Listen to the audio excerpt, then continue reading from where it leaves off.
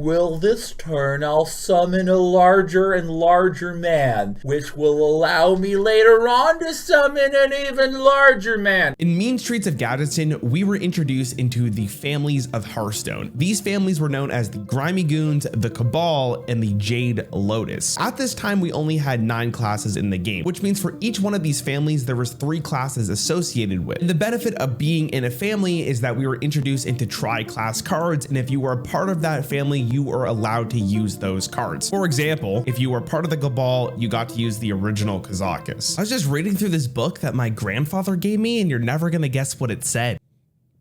Each of these families had a very unique playstyle. The Grimy Goons were all about buffing up your minions, with their main leader Don Honcho just buffing a minion by +5/+5. Spoiler alert, this card was absolutely garbage at the time. Imagine what it's like now. There was the Cabal, which basically was the master of potions. Kazakus was the real showcase of this card. By generating a 10 mana potion, you could do a crazy effect. Then there was the Jade Lotus, and as you could probably imagine, their main focus was on summoning Jades. Their leader was Aya Blackpaw, and she was actually really good. But to understand how powerful she was, we have to understand how Jades work. The way you summon Jade Golems were extremely simple. You play a Jade card, you summon a 1 mana 1/1, and for each Jade card you play, they increment by +1/+1 to a cap of a 30/30 stat line. Let me do a quick tier list of the families now that we know what they are. In F tier, we have the Grimy Goons. I think Blizzard really overvalued how powerful hand buffing is, and therefore a lot of the cards just did not see a ton of play. Next, we have the Cabal. The Cabal was a little bit more focused on value, so as long as you can get to a late game, you're in a pretty good spot. I'm pretty sure Kazakus single-handedly made that entire family just so much better than it was, because that card was very powerful. Right in the S tier category, we had Jades, and the reason why Jades were so good is because you just played on tempo. As long as you can continuously play on curve and summon larger and larger dudes, you were in a pretty good spot for that game. When it comes to Rogue and the Jade Lotus, they were focused way more on stealth than summoning larger and larger men. Therefore, the Rogue class did not do so well in terms of the other two. I think it really showcased what Rogue was like in the Jade Lotus is Shadow Rager. This is the kind of card quality that they got, but because they did end up getting Aya and they had counterfeit coin and they still had Shadow Step in the game, this was still a pretty good expansion for Rogue. When it comes to Shaman, they actually ended up getting a bunch of pretty good cards, Jade Claws being arguably the best one they got from this expansion. There was Jade Lightning, which was a pretty great tempo swing. They got White Eyes, which was a pretty awesome card at the time. This was like the original Prime before Ashes of Outlands. They also had Jade Chieftain as a top end for the Jade Lotus deck. If you ended up getting to 7 mana and you played enough Jades, this card could be very overwhelming. And because Shaman was already decent at the time, Shaman was in a pretty good spot for this expansion. Now, before we get to Druid, we first have to understand what the metagame was like at the start of Mean Streets of Gadgetzen. This was the expansion where Patches the Pirate came out, and the entire metagame at the start was warped around Pirate Warrior and just playing pirates into your deck. This metagame was completely revolved around being super aggressive and killing your opponent as fast as possible. But even during this metagame, Druid was still a very powerful class. Druid ended up getting a lot of good cards in this expansion. Coon the Forgotten King, Mark of the Lotus, Jade Behemoth was pretty decent, but the two really powerful cards for the Jade Druid deck was Jade Blossom and Jade Idol. We'll start with Jade Blossom. This one's very easy to explain. It is wild growth, lets you summon a Jade. There's not much to say. If you're going to be playing a Jade deck, you might as well play Jade Blossom. But Jade Idol was strong for a completely different reason. If you play Hearthstone today, you might notice that a lot of decks have an easier time killing you. There's a lot more lethality in Hearthstone than there used to be. But back in the day in Mean Streets of Gadgetzen, there was still a bunch of aggro decks, but there wasn't as much lethality for slower control decks unless you were playing a strict combo deck. And that's where the card Jade Idol kind of destroyed a lot of decks in the format. With Jade Idol alone, not only did you have the ability to completely deny fatigue for the rest of the game, but you continuously develop threats, because every single time you drew a Jade Idol in the late game, you were probably summoning 20/20s or 30/30s. So imagine being a control deck with not really any way to kill your opponent, and the main win condition you have is just stopping your opponent from winning. Here comes Jade Druid basically saying, listen, you're a control deck, this is an auto loss, you might as well concede, because you're just never gonna have enough removal for the infinite Jades that they can summon. And because of Jade Druid alone, a lot of decks were forced to become extremely extremely aggressive in order to get under Jade Druid until they got into their inevitable spot of just killing you with very large individuals. The Tempo Storm meta snapshot really put into perspective what Jade Druid was doing. Jade Druid is a total meta changer that has killed most old-fashioned control decks not running huge burst damage, and is also the culprit of this aggressive meta. Even though Druid did have the capabilities of stopping slow control decks from existing, they didn't become a meta tyrant in Mean Streets of Gadgetzen. Aggro Shaman with the Jade package turned out to be one of the best decks that could have existed, and Pirate Warrior was also really good, and because these decks were so aggressive and so fast, you didn't really have time to get to the late game with Druid in order for you to set up insane Jade idols, but every single time you did go against a Jade Druid, there was polarization in that matchup. I think the most interesting part about Jades is just how the community felt about them. You're either in two camps. It was either Jades are completely fine or whatever, they're not that bad, or you absolutely hate the archetype because not only does it kill control decks, but it just plays in such an awful way. It almost felt like you didn't really even need to think to play Jades. You just play good stuff on curve, and that's basically it. And it did make a very popular Hearthstone streamer at the time, Day9, have a great reaction to what the Jade archetype does. Hope all of a sudden you're just left-handed and you just reach for elevator buttons with your right hand out of instinct and you're just missing and pressing it, and everyone is like, has he never been in an elevator? Does he not know? I hope that happens. I don't really want your life to end. No, I don't want you to die. That'd be way too severe. But I hope that you struggle to eat cereal because you don't even have, you know what? Screw left-hand dominance. I hope you just run out of dominant hands. Summon an even larger man. Yeah, no, your decks aren't cool. They don't take finesse. Your brain is small and both your hands suck. But I did want to find out how strong Jades actually are. All right, we're getting to Shaman. It's just like the days of Mean Streets of Gadgetzen, am I right? I basically made the exact same deck you can make in Mean Street. So if this is like some slow value deck, at least we have Jade idols to fight against it. Okay. Azure Drake is good. Ooh, I might actually brand this. Getting 2 draws seems a little bit better.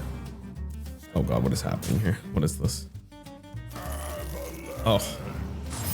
Oh no. Damn, dude, I didn't even get to do anything. Wait, they traded? Oh my God, they traded. Oh my God, they traded. Okay, this is so big. Wait, this is a mill. What is this? Wait, what? What's happening here? Okay. Why didn't we hero power? Okay, I'm very confused, but you know what? We'll take it. So we need to make sure we Jade idol for more copies. Jade idol's actually really good because now I can do this, shuffle 3 Jade idols into my deck, and I make this man cry. I'm imagining at some point this individual is going to be playing Shutterwalk. Okay, he played Shutterwalk. What the hell, man? All right, we're done, right? I mean, we're not technically dead. I do have an out. The out is this. We do this. We have to shuffle some Jades in. Actually, is hero powering worth it? I think I just summoned dudes. Oh. He has another Shutterwalk in hand. All right, yeah, we're done. Oh, the Spirit Claws. Dude, this card is broken. I guess we could totem. Maybe we get lucky. I would have said the buff immediately. Wait a minute. I just realized how bad this card is. They changed the Shaman hero power, so you no longer get a spell to...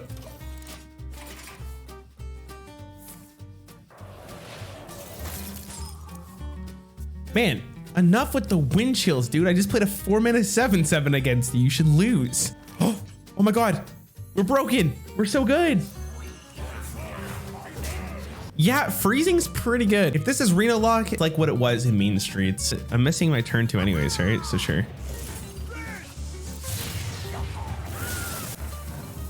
Oh. That's kind of exciting. That was a really good turn though. Oh, okay. It's cheating because we could get Demon Hunter here, but if we do get it, I mean, a 4-mana 7/7, come on. It's almost unbeatable here. Wait, that was such an illegal, what the hell? That was so gross. Maybe their next turn sucks. Not like they can draw an extra card with their hero power or anything. What did we learn here? I think the problem with Jades is more about the play style rather than their power level. It probably felt really bad to play against Jades when you automatically knew you were gonna lose. Not because they just played big stats, but because that inevitable feeling was probably always there when you were playing a slower deck against it. Aggro Shaman was probably a lot better back in Mean Streets of Gadgetzen. But the question is, do you think Jades were a good mechanic? Let me know with a comment down below. And if you play the control game, you're just going to lose because it has a bunch of Jade cards. Against Druids, you basically have no chance of rushing them down. Doesn't even matter. And, you know, that just seems like a really silly thing, so. I appreciate you watching. I'll see you guys in the next one.